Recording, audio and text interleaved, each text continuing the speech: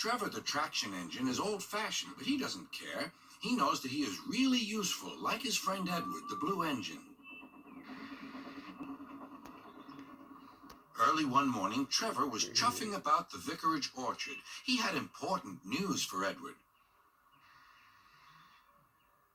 The vicar says that not all children are able to have holidays by the sea, so he's having a garden party to raise money for a seaside trip.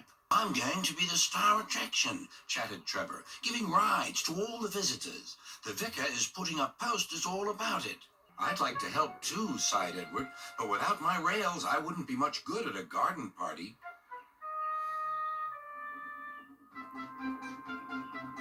It was a beautiful day, but Edward was worried. I wish there was something I could do for the party, he said. I'd like to be helpful, like Trevor. Edward's driver laughed. You're helpful in your own way, and that's on the railway.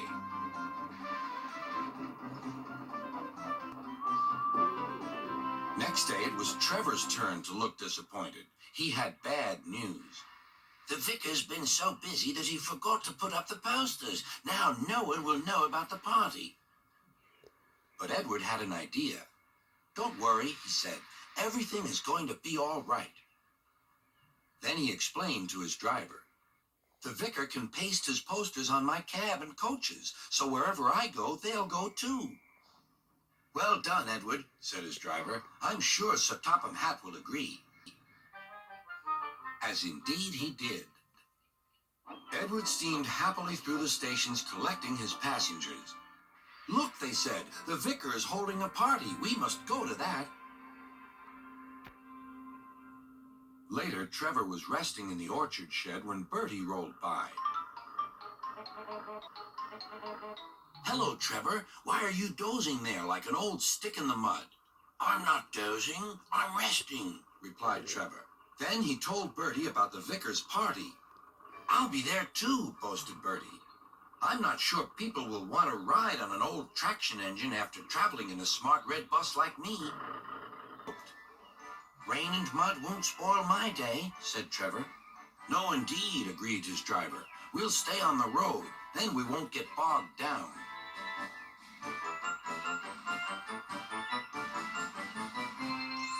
Trevor was soon busy trundling up and down the quiet country lane, carrying lots of laughing children.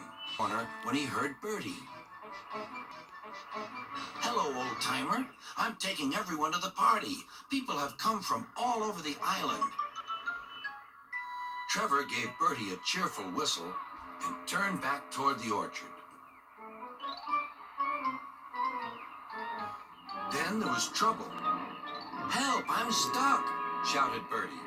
His wheels had sunk deep in the orchard mud. Terence the tractor arrived just in time.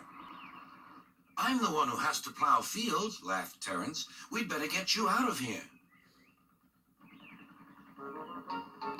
Using strong ropes, Terence and Trevor pulled Bertie clear of the mud. This will teach Bertie a thing or two, Trevor chuffed to himself. At last, Bertie was on the road again. Thank you, Trevor. You're not a stick in the mud at all.